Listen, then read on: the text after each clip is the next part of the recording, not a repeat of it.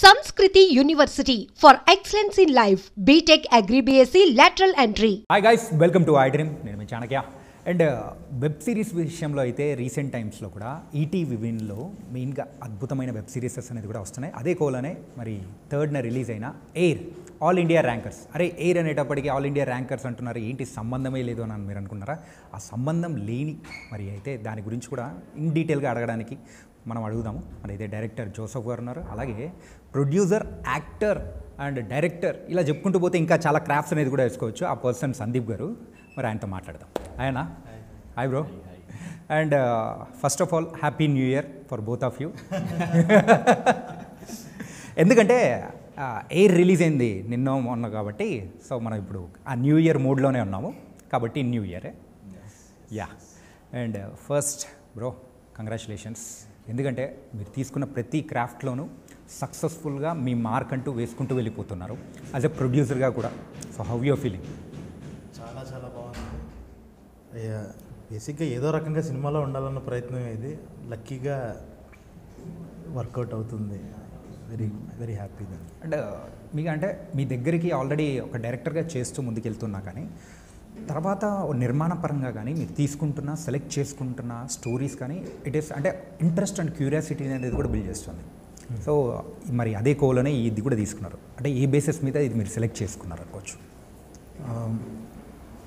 బేసిక్గా అందరికీ కనెక్ట్ అయ్యే స్టోరీస్ చెప్పాలి అని చెప్పి, ఎందుకంటే at this point of time larger than life చేయడానికి చాలామంది ఉన్నారు, కానీ కనెక్టివిటీ చేయడంలో కూడా ఒక మజా ఉంది.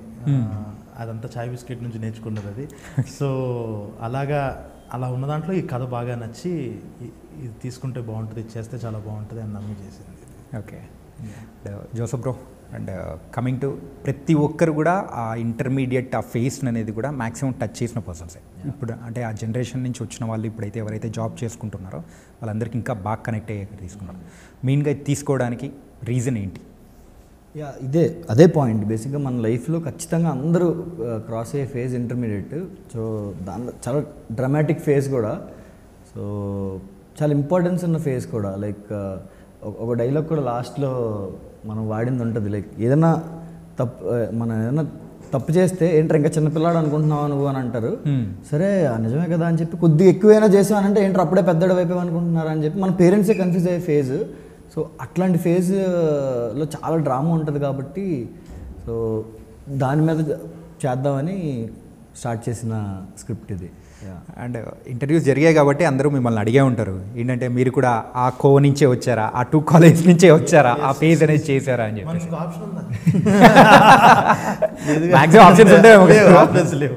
అప్పుడైతే లేవు. ఎస్. మరి అలాంటి ఫేజ్ నుంచి వచ్చిన వాళ్ళు మీరు ఇందులో ఏ క్యారెక్టర్తో ఎక్కువగా కనెక్ట్ అయిపోయారు అనుకోవచ్చు? అర్జున్, ఇమ్రాన్ అండ్ రాజు. నాది ఎక్కువ అంటే ముగ్గురిలోకి పంచడం ఎక్కువ జరిగింది. అంటే కొన్నిసార్లు మనకి ఇమ్రాన్ లాగా ఉండాలని మన పేరెంట్స్ కోరుకుంటారు, మనకేమో మనం అర్జున్ ఇన్బిల్ట్, బట్ రాజు లాంటి బెస్ట్ ఫ్రెండ్ ఒకడు ఉంటాడు. సో అలాగా 3 కనెక్ట్ అయ్యే క్యారెక్టర్స్ దాంట్లోనే అది కూడా మనం బాగా చూసి మళ్ళీ ఒక్కొక్కళ్ళు ఒక్కొక్క ఫేజ్ ఉంటుంది. సో జస్ట్ ఫ్రెండ్షిప్ గురించి మాట్లాడాలంటే ఓకే ఐఎమ్ రాజు అన్నట్టు ఫీల్ అవుతాం. ఒక అమ్మాయి గర్ల్ ఫ్రెండ్ ఇలాంటి పిక్చర్ ఉండాలి అది అనుకుంటే అర్జున్ గురించి మాట్లాడతాం. ఎప్పుడో ఒక్కసారైనా బాగా చదవాలరా అనుకున్నప్పుడు ఇమ్రాన్ లాగా ఫీల్ అవుతాం. సో ఒక 3 ఆల్టర్ ఈగోస్ అనే అనుకోవాలి దాన్ని. అన్ని ఆల్ మిక్స్ ఫ్రూట్ జ్యూస్ అంతే తినలో ఉన్నాయి. మరి మీరు దేని నుంచి బాగా ఎక్కువ ఇన్స్పైర్ అయిపోయారు అనుకోవచ్చు ఈ 3 క్యారెక్టర్స్లో? పర్సనలీ నేను అర్జున్ ఎక్కువ ఉంటుంది నా లైఫ్లో. యా, మోర్ ఆఫ్ అర్జున్ అన్న చెప్పినట్టు. కొన్నిసార్లు రాజు, కొన్నిసార్లు ఇమ్రాన్ కనబడవచ్చు shades, but more of Arjun. మరి అర్జున్ లైఫ్లో ఒక అమ్మాయి అనేది ఉన్నారు, మరి మీ లైఫ్లో కూడా ఉన్నారా? అంటే ఈ టాపిక్ అడిగినప్పుడే దగ్గర వచ్చిందంటే యాక్చువల్లీ నువ్వు చెప్పచ్చు, నేను చెప్పండి. భయ్యా మీకు కూడా ఉన్నాయి భయ్యా? యా, అందరికీ ఉంటాయి కదన్న. యా, సో అది వెరీ కామన్ పాయింట్ కదా. స్కూల్లో క్రష్ లేకుండా ఎలా ఉంటాం? అసలు 16, 17 అంటే పీక్ హార్మోనల్ యాక్టివిటీ ఉండేది. ఆ టైంలో ఎందుకు ఉండకుండా ఉంటుంది? ఖచ్చితంగా ఉంటుందిగా. మీరు చెప్పే ఆన్సర్స్ అనేది కూడా కొంచెం ఆచితూచి చెప్తే బాగుంటుందేమో. అదే అందుకే మీరు జాగ్రత్తగా ఉంటారు. ఎగ్జాక్ట్లీ. యా. మరి బ్రో సక్సెస్ అయిందా? స్టిల్ ఇన్ అండర్ కన్స్ట్రక్షనా? లేదు అంటే లైక్ నాకు హ్యాపీగా అనిపిస్తుంది ఏంటంటే ఎవరు కాల్ చేసినా సరే లవ్ గురించి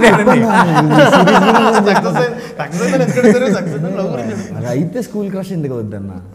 ఏమో బ్రో, కొంతమంది దానికోసం పట్టుబట్టి మరి చాలా రేర్ కేస్ సినారీ అది. ఓకే, లేదు కథలో ఎంతవరకు చూపించా అంతవరకే ఉంది. ఓకే, అంతే. అండ్ సో ఏంటి భయ్యా మీరు సిరీస్ల వైపు ఎక్కువ వెళ్తున్నారు, మ్యాటర్ ఏంటి? సిరీస్లోనే కాదు, కథల వైపు ఎక్కువ వెళ్తున్నా. దానికి ఏది బాగుంటే బేసిక్ చెప్పే కదా, మనకి ఎప్పటి నుంచో డ్రీమ్ ఉండేది మా సినిమాల్లోకి వెళ్ళాలి, ఏదో ఒకటి చేస్తూ ఉండాలి అది అని చెప్పి ఆ ప్యాషన్తోనే whatever department it is ఏదో రకంగా ఒక భాగం అవ్వాలి అన్నదే. సో అది సిరీస్ అని ఆలోచించుకున్నది లేదు, ఏది లేదు. బాగుంది అని అంటే దూకేయడం అంతే, అంతగా మించి ఇంకేం లేదు. అలా ఎప్పుడు, ఎందుకంటే రావడమే యూట్యూబ్ బ్యాక్గ్రౌండ్ నుంచి వచ్చినప్పుడు నాది మొత్తం పెద్ద స్క్రీన్లోనే చూడాలి ఇది అలా కాకపోయినా కూడా ఏ ప్లాట్ఫామ్లో ఉన్నా దూరిపోవాలి, మనం కనెక్ట్ అవ్వటం ముఖ్యం. ఇంకొక సీరియల్ ఒకటే మిగిలింది ఇంకా. అంటే దాని జోలికి ఇప్పుడే వెళ్ళకపోతే అదే ఆబ్వియస్లీ కానీ, బట్ అదే అంటుంది అది ఒకటే మిగిలింది. వాట్ ఎవర్ మీడియం, ఒక వీడియో ఉంది అది ప్లే అవుతుంది అది ఇది అని అంటే we started with 1 minute videos.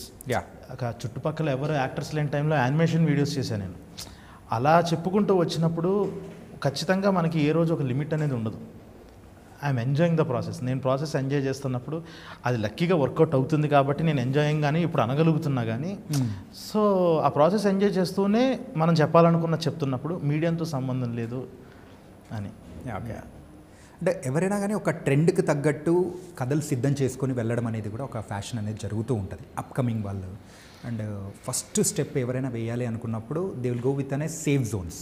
అంటే ఒక లవ్ స్టోరీ కానీ అందులో కైండ్ ఆఫ్ డిఫరెంట్ ఏదైనా తీసుకొని వెళ్ళడం. కానీ మీరు మెయిన్గా ఈ కైండ్ ఆఫ్ ది తీసుకొని వెళ్ళడానికి ద రీజన్ ఏంటి, ఇన్స్పైర్ అనిపించింది ఏంటి? నాకు తెలిసి న్యూ సేఫ్ ఈజ్ రిలేటబిలిటీ. ఇదేం అంత పెద్ద స్టెప్ అని అనకూడదు. Actually this is very safe step because జనాలు ఇప్పుడు రిలేటబుల్ కంటెంట్కి మోర్ ఇంట్రెస్ట్ చూపిస్తున్నారు. సో లైక్ ఆబ్వియస్గా ఇది సేఫ్ స్టెప్.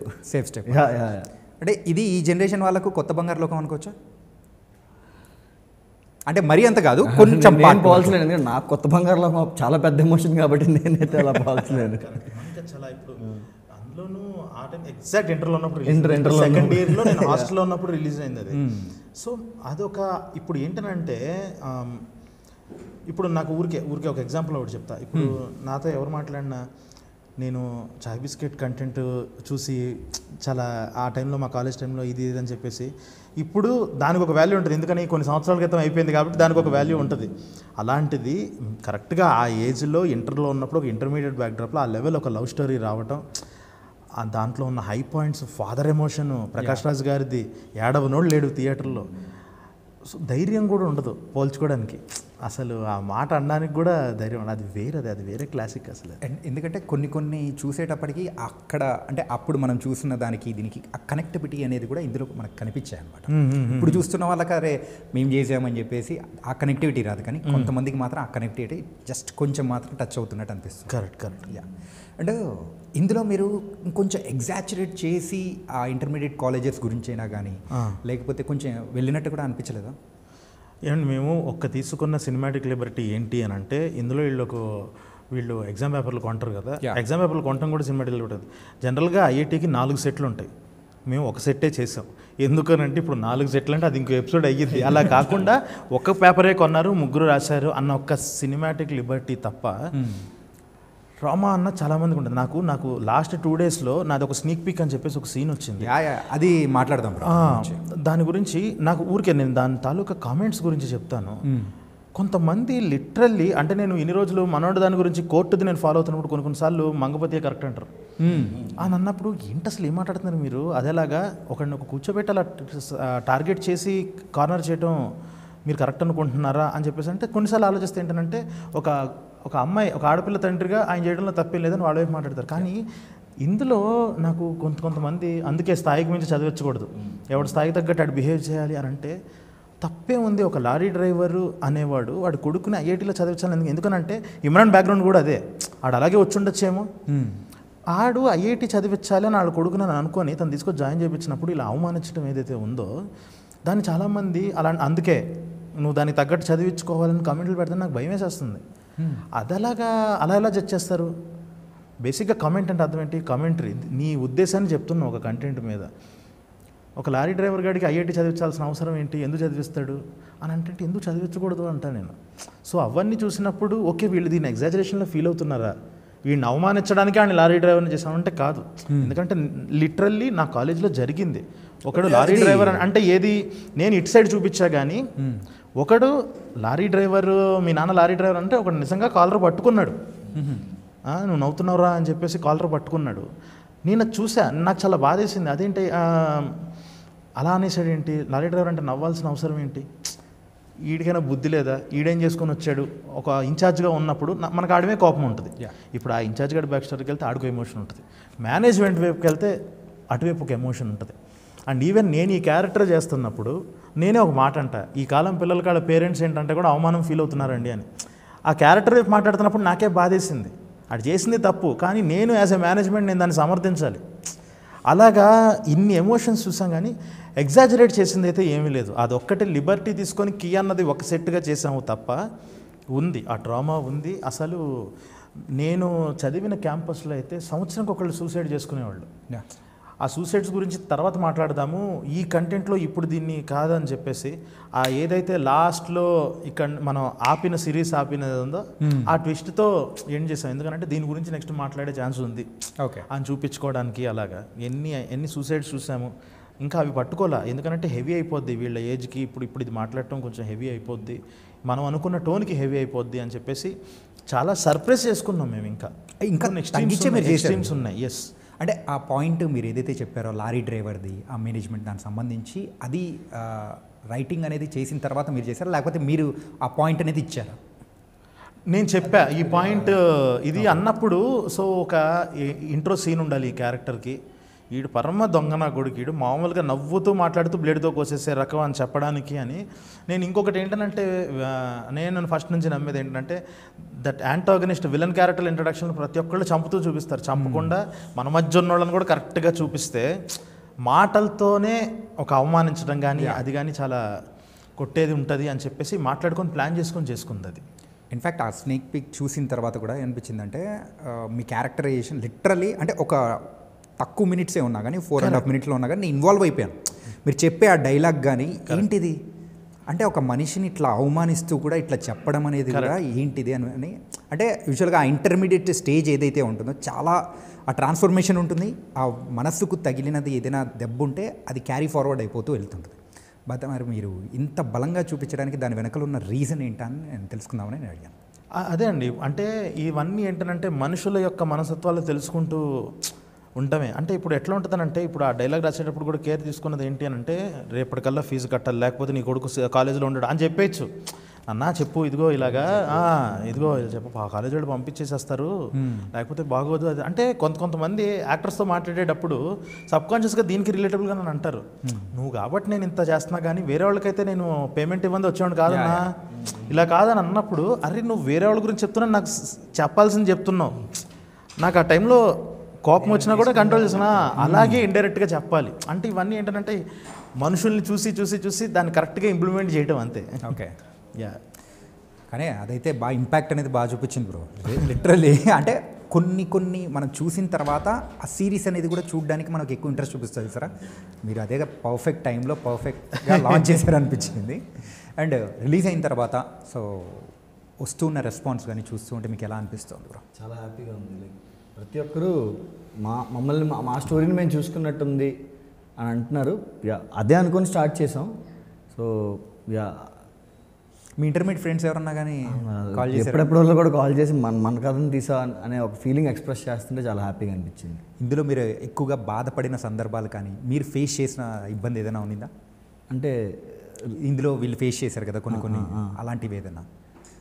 ఆబ్వియస్లీ ఇంకా అంటే ఒక పర్టికులర్ పాయింట్ ఉంటుంది కదా బ్రో, అదేదైనా ఉందా? అంత ఎగ్జాక్ట్ అయితే లేదు. ఎందుకు మీరు డే స్కాలర్ అనా? అలా ఏం కాదు, అది హాస్టలర్స్కి అయితే బాగా తెలుసు బ్రో.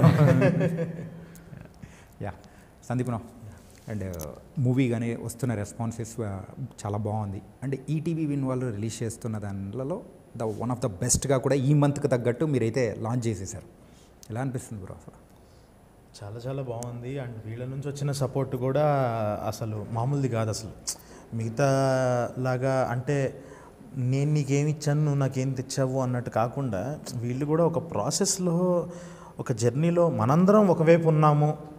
అంటే దిస్ ఈజ్ జస్ట్ లైక్ ఎప్పుడైనా ఒక ఫిలిం మేకర్కి ఒక ప్రొడ్యూసర్ ఒక వాట్ ఎవర్ ప్లాట్ఫామ్ అవనివ్వండి, ఒక ప్రొడ్యూసర్ అవనివ్వండి, తను ఒకవైపు ఉంటాడు, ఫిలిం మేకర్ అండ్ బ్యాచ్ ఒకవైపు ఉంటారు, ఆడియన్స్ ఒకవైపు ఉంటారు. ఇక్కడ ఏంటి అని అంటే ది బెస్ట్ అవ్వాలని తప్ప అందరం ఒకవైపు వచ్చేస్తాం. అంటే మీలో క్రియేటర్గానే ఎక్కువగా చూసామా ఇందులో, లేదా ప్రొడ్యూసర్? సి అంటే నేను అంటుంది ప్రొడ్యూసర్ ఇన్ ది సెన్స్, నేను ఇప్పుడు నా దృష్టిలో ఇప్పుడు దీనికి ప్రొడ్యూసర్ అంటే ఈటీవీ వాళ్ళు. ఎందుకనంటే వాళ్ళు ఒక మౌంట్ చేసిన విధానాన్ని, ప్రాజెక్ట్ మౌంట్ చేసిన విధానాన్ని కానీ నేను నా దృష్టిలో ఏంటంటే నేను దీన్ని జస్ట్ ఎగ్జిక్యూట్ చేశాను అంతే. ఓకే, పేరు ప్రొడ్యూసర్ అన్నా కూడా నాకు అలా తీసుకోని లేదు. నాకు ఆ ప్రొడ్యూసర్ ఎందుకంటే అది ఇంకా చాలా పెద్ద బాధ్యత అండి. ప్రొడ్యూసర్ అన్నది ఇంకా చాలా పెద్ద బాధ్యత. అది నాకు నిజంగా దీంట్లో ప్రొడ్యూస్డ్ బై సందీప్ రాజ్ అన్న పేరు చూస్తుంటేనే నిజంగా భయం వేస్తుంది. ఐ డోంట్ డిజర్వ్ దిస్ ఏమో అన్న ఫీలింగ్ కూడా ఉంది నాకు. ఎందుకనంటే ఒక ప్రొడ్యూసర్ వాళ్ళ కష్టాలు వేరు, వాళ్ళు దాన్ని తీసుకొచ్చి ఎగ్జిక్యూట్ చేసి అదంతా చేయటం వేరు. కానీ ఇది నేను ఏంటంటే ఇందులో నేను కూడా ఒక భాగంగా జోసెఫ్తో అలా డిస్కస్ చేస్తూ జస్ట్ అలాగా అంటే ఒక ఓవర్ ఎక్సైట్మెంట్తో మేము ఇలా కూర్చొని ఇంకా ఇంకా ఇంకా ఇంకా సీన్ల గురించి మాట్లాడుకుంటూ అలా చేసుకుంటూ అలా ఎంజాయ్ చేసాం తప్ప ఒక అదిరిపోయేది ఇవ్వాలి అన్నదైతే ఫిక్స్ అయి చేసింది తప్ప. So credit goes to ETV. The what ever the project mount అయిన విధానం, ఫైనల్గా వచ్చిన విధానం, మనం చేసేది మనం చేస్తాం, మొత్తం చేస్తాం. అంటే ఫైనల్గా వీళ్ళు సర్వ్ చేసిన విధానం మనకి ఇప్పుడు 5 స్టార్ హోటల్స్లో వాళ్ళు వండేది అదే, వాళ్ళు అన్నం వేసి బియ్యం వేసి బాస్మతి రైస్ వేసి బిర్యానీలు వండుతారు. కానీ ఒక్కొక్కటి సర్వ్ చేసే విధానం ఒకటి ఉంటుంది. వీళ్ళు ఫైనల్గా తీసుకొచ్చి మొత్తాన్ని ఒక ప్యాకేజ్ చేసి వీళ్ళు సర్వ్ చేసిన విధానం జనాలకి అదొక రెస్పెక్టబుల్, అది వేరే టేస్ట్ అనేది కూడా exactly. Yeah. And Joseph bro, so మొదటి అడిగే చాలా సక్సెస్ఫుల్గా పడింది. అండ్ సిరీస్ వైజ్ కానీ ఎవ్రీథింగ్. అండ్ ఆయన ఒక క్రియేటరే, అండ్ మీరు కూడా ఒక క్రియేటరే. సో ఆయన ఇంపాక్ట్ ఎంతవరకు ఉంది మీ మీద కానీ, ఈ సిరీస్ మీద అయినా కానీ? లైక్ అంటే ఫస్ట్ టైం మనం ఏదైనా చేస్తున్నప్పుడు మనకి ఎక్కడో తెలియని డౌట్ ఉంటుంది. లైక్ వ్యాలిడేషన్ కోరుకుంటాం. అంటే తెలీదు మనకి కరెక్టా రాంగా, దీనికోసం నేను ఫైట్ చేయాలా ఆగిపోవాలా అనేది ఉంటుంది కదా. సో లక్కీలీ సందీప్ అన్న అవడం వల్ల ఏంటంటే నాకు ఆ వ్యాలిడేషన్ దొరికేసేది అనమాట. ఒక్కొక్కసారి అన్న ప్రొడ్యూసర్లా బిహేవ్ చేసిన most of him is creator. So లేదు ఇది అవ్వదని అంటాడు. కానీ అన్న ఒక్కసారి ఇది రాసాను చూడు, డైలాగ్ అది బాగుందే ఇలా తెచ్చు అని చెప్పి. సో ఐ వాజ్ వెరీ లక్కీలో. సో నాకు చాలా I should say biggest thing ఏదైనా ఉందనంటే వర్కింగ్ విత్ సందీప్ అన్న. సో నాకు చాలా ఈజీగా వ్యాలిడేషన్ దొరికేది. ఇట్స్ లైక్ నాకు ఒక ట్రైనింగ్ కోచింగ్ అనొచ్చు. ఓకే, ఐఐటి కోచింగ్ మీద రాస్తూ నేను నాకు కోచింగ్ అనుకోవచ్చు. ఓకే, యా చాలా ఎంజాయ్ చేస్తాను. లైక్ బాగుంటుంది. మా సిట్టింగ్స్ బాగుంటాయి చాలా. సిట్టింగ్స్ అంటే స్టోరీ సిట్టింగ్స్. ఏదో ఇంటర్వ్యూ కాబట్టి దాటేయాలని కాదు కానీ నిజంగా స్టోరీ సిట్టింగ్సే మాది. అది ఇచ్చే కిక్ వేరు అసలు. నిజం బ్రో అది. అంటే ఒకటి ఏంటనంటే అంటే ఎట్లుంటుందనంటే ఈ సిట్టింగ్స్ దాంట్లో వ్యాలిడేషన్ అది కూడా అంటుంది ఏంటనంటే కొన్నిసార్లు ఏంటి అని అంటే ఒక పెద్ద సెటప్ అది వేసుకొని వస్తే డార్లింగ్ చూడు ఇది మనకు 1 minute ఉంటుంది, దీని మీద మనం నిజంగా ఇంత ఖర్చు పెట్టడం అవసరమా? ఒక మ్యాసివ్ షాట్ మనం తీయాలి అని అనుకుంటే తీసుకోవచ్చు అని అనుకుంటే అది మొత్తంలో అది మనకి ప్రోగ్రెషన్కి ఎంత ఉపయోగపడుతుంది ఓకే అన్నది. అంటే జస్ట్ లైక్ అందులో కూడా ఇప్పుడు ఈ సిరీస్లో ఉన్న దాంట్లో ఇప్పుడు సునీల్ అన్న జస్ట్ 1 day ఆఫ్ షూట్. అది బయటకి ఎవరు ఇలాంటివి చెప్పరు కానీ just 1 day of shoot. Morning అంతా టైటిల్స్ పార్ట్ తీసాం, సెకండ్ అంతా ఇంటర్వ్యూ పార్ట్ తీసేసాం. కానీ ఏంటంటే ఓకే సునీల్ అన్న మనం ఖర్చు పెట్టి చేయాలి, ఎందుకంటే అది ఇచ్చే ఇంపాక్ట్ వేరు. ఓపెనింగ్ ఆఫ్ ద సిరీస్ ఇలాంటి ఒక పెద్దోళ్ళ మాటల మీద నుంచి అలా స్టార్ట్ అయ్యి టైటిల్స్ పడి స్టార్ట్ అయితే బాగుంటుంది. డన్, సూపర్, దీని మీద పెడదాం. కొన్ని చోట్ల వద్దు, దీనికి ఇంత పెట్టాల్సిన అవసరం లేదు, నా మాటిను అదంతే, రేపు నీకు ఇది ఎడిట్లో పోతాయి కొన్ని అని చెప్పేసి కూడా కొన్ని అలా. అప్పుడు మీలోంచి ఒక ప్రొడ్యూసర్ బయటకు వచ్చాడు. అంతే అంతే అంతే. అంటే ప్రొడ్యూసర్ అంటా కూడా ఈవెన్ ఫర్ మోగ్లీ ఇప్పుడు పీపుల్ మీడియా లాంటి పెద్ద సంస్థ ఉన్న వాళ్ళకి పెద్ద మ్యాటర్ కాదు మోగ్లీ బడ్జెట్ అది పెట్టడం. కానీ మేమే అది అలవాటు అయిపోయింది, ఆ పీస్తానం అలవాటు అయిపోయింది. ఎందుకనంటే 0 బడ్జెట్లో చేసి చాయ్ బిస్కెట్ల లాగా అండ్ ఈవెన్ 1.5 crore ఒక కలర్ ఫోటో లాంటిది చేసి దీనికి ఎంత కావాలో అంతే పెడదాం. కొన్నిటికి ఖర్చు పెట్టాల్సిన చోట ఖర్చు పెడదాం, అక్కడ అవ్వద్దు, మనకు తప్పదు. అక్కడ ఎలాగో కొన్ని చోట్ల తగ్గించుకుందాం అన్న బాధ్యతగా చేశాను తప్ప. కానీ it was a good thing అన్న. ఏంటంటే ఇప్పుడు మనం చూస్తూ ఉన్నాము, కంటెంట్నే మెయిన్గా నమ్ముకొని మరి ముందుకెళ్తూ ఇలాంటి కథలు అనేది అందిస్తూ ఉంటే ప్రేక్షకులు ఎలా రిసీవ్ చేసుకుంటున్నారనేది మనకు అర్థమవుతుంది. అనవసరమైన ఖర్చుతో మరి అక్కడ మనం కట్ ఆఫ్ చేసుకుంటూ వస్తే ప్రొడ్యూసర్ సేఫ్ అయిపోతారు. కరెక్ట్ మెయిన్ అదే కావాలి ప్రజెంట్ ఇండస్ట్రీకి. Correct exactly. ఇప్పుడు at this point of time ఇప్పుడు బయట ఉన్న రేట్లకి వాటికి అండ్ ఏంటనంటే ఇప్పుడు ఎలాంటి పరిస్థితి అంటే హిట్ ఆర్ మిస్ అన్నట్టు ఉంది. కొడితే 100 కోట్లు, కొట్టకపోతే ఇంక క్రాష్. సో నువ్వు ఖర్చు పెట్టేటప్పుడు రెస్పాన్సిబుల్గా ఉండు. కొడితే ఓకే డన్. రేపు నువ్వు ఒక అంత ప్రాఫిట్స్ నువ్వు తీసుకొచ్చావు అని అంటే రేపు నీకు తిరిగి నీకు అదే రేపు ఒక అడ్వాన్సుల రూపంలో అరే చూడరు వీడు ఇంతలో తీసి ఇంత కొట్టేటంటే వీడి మీద నమ్మచ్చు అని చెప్పి రేపు అది నీ జోబులోకి వస్తాయి. ఒక డైరెక్టర్ నేను అదే నమ్ముతా. ఇంత తీసి ఇంత బాగా చేశాడు, ఇంత ప్రాఫిట్స్లో పెట్టాడు, చూడు ఆ సినిమా అనేటట్టు అలాగా జాగ్రత్తగా రెస్పాన్సిబుల్గా ఖర్చు పెట్టాలన్నది నేను బలంగా నమ్ముతాను నేను. Okay yeah. కానీ ఇది కొత్త వాళ్ళకి మీరు ఇస్తున్న సలహా లాంటిగానే ఉందన్న. నిజంగా it was a good thing. Yeah. And ఇంకా మిగతా యాక్టర్స్ గురించి కూడా మాట్లాడుకుంటే చైతన్య గారు కానీ అండ్ క్లైమాక్స్లో చేసిన దాని గురించి జీవన్ గారు కానీ వాళ్ళ తగ్గట్టు వాళ్ళ న్యాయం చేసుకుంటూ వచ్చేసారు. Especially we have to talk about viva Harsha గారు. ఏంటంటే ఆయన క్యారెక్టర్ ఆయన వచ్చినప్పుడు ఎలా ఉంటారు ఏంటి అనేది వైవా నుంచి చూస్తున్నాం కాబట్టి ఆయనకు ఒక పర్ఫెక్ట్ జస్టిఫికేషన్ క్యారెక్టర్ ఇచ్చారేమో అనిపించింది మెయిన్గా. సో ఆయనకు చెప్పగానే ఏమనుకున్నారు అసలు?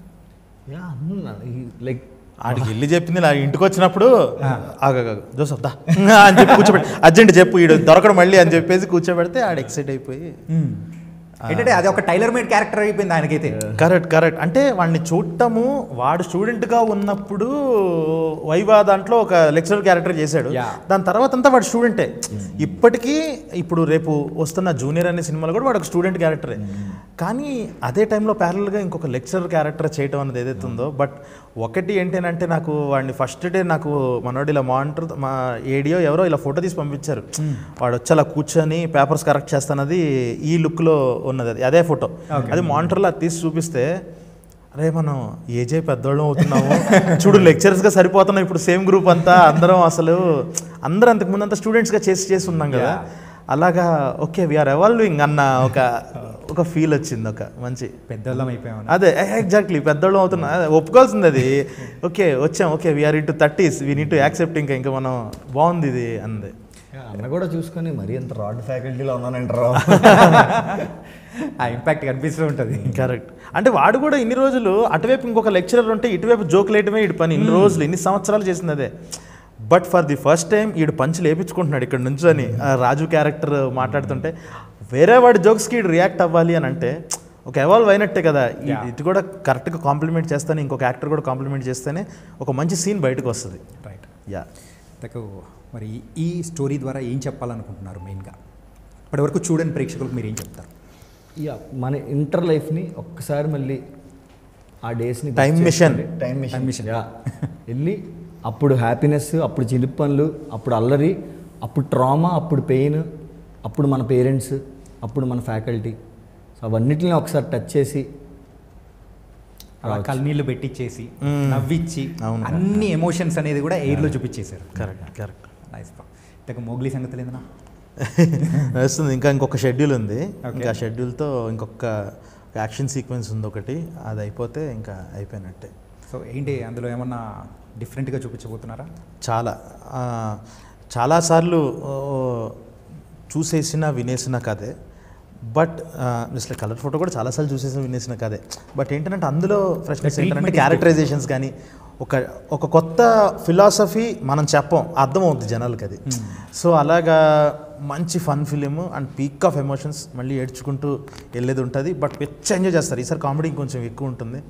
సో అలా అన్నీ కలిపి సర్వ్ చేసిన మంచి అంటే మీ మొదటి అడుగు గురించి మాట్లాడుకుంటే ఫస్ట్ దాంతోనే మీరు గాట్ అనే నేషనల్ అవార్డు. సో ఆ తర్వాత మీలో భయమా లేకపోతే ఏమనేది కొత్తగా వచ్చింది అనుకోవచ్చు? భయం అంటాం కన్నా అది నిజంగా అర్థం కాని పరిస్థితి ఆ టైంలో. ఒకటి ఏంటంటే కోవిడ్ వల్ల దానివల్ల నిజంగా ఇప్పుడు ఒక థియేటర్కి మనం చేసిన సినిమా ఓటీటీలో రిలీజ్ అయ్యి ఆ టైంలో జనాలు గట్టిగా తీసుకున్నారు. నిజంగా రేపు నా మోగ్లీకి 200-250 టికెట్లు పెట్టి కొనుక్కొని రావాలి వాళ్ళు. అప్పుడు వచ్చినప్పుడు ఏం సర్వ్ చేయాలి అనే భయం ఉంది తప్ప, అంటే ప్రతిసారి మనం ఛాలెంజ్ చేసుకొని పెద్ద స్టెప్కి వెళ్తున్నాం తప్ప మనం ఆల్రెడీ నాకు ఇది రెండో సినిమా కాదు ఫస్ట్ సినిమా అన్నట్టు నాకు ఇది. ఓకే, సో ఇప్పుడు నేను ఎగ్జాక్ట్లీ నేను అలాగే ఫీల్ అవుతూ భయంతో తీస్తున్నదే. ఎస్, నేషనల్ అవార్డు వచ్చింది, దానివల్ల ఏంటంటే బాధ్యత. అంటే రేపు ఏదో ఒక రోజు ఏదో నేను ఒక బ్యాడ్ సీన్ రాస్తున్నప్పుడు ఏదన్నప్పుడు ఈడిగా ఇచ్చింది నేషనల్ అవార్డు అన్న ఫీల్లో రాకూడదు జనాలకి. ఆ బాధ్యతగా అయితే చేయాలి మనం అన్నది ఒకే ఒక భయం ఉంది అంతే. ఖచ్చితంగా అది ఎవరిని అడిగినా కానీ సో ఈ మాటని అంటూ ఉంటారు. Correct, that's why I started with that one only correct discussion. And thank you so much అన్న. మెయిన్గా ఇదే ఎయిర్ అని చాలా మంచి సిరీస్ అనేది కూడా అందించారు. Really thank you and all the best for your future use. Thank you.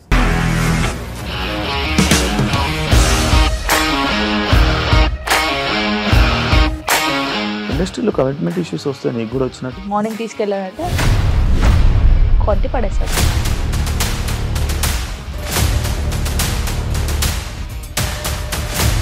ఒక్కళ్ళు కూడా చూడలేదు ఈ సినిమా అని చెప్పడానికి కూడా చాలా ధైర్యం కావాలి. అది నిజం కదా, దాంట్లో ధైర్యం ఏంటి? ఇది నెక్స్ట్ డే ప్లేట్ మార్చేస్తే తప్పు కదా. As of now we're comfortable this అని నేను అనుకుంటున్నాను. రష్మిక గారిది మీది ఒకే ఊరు అంటే కదా? నీకు కోపం వచ్చిందంటే బాగా తిట్టేత్తరా?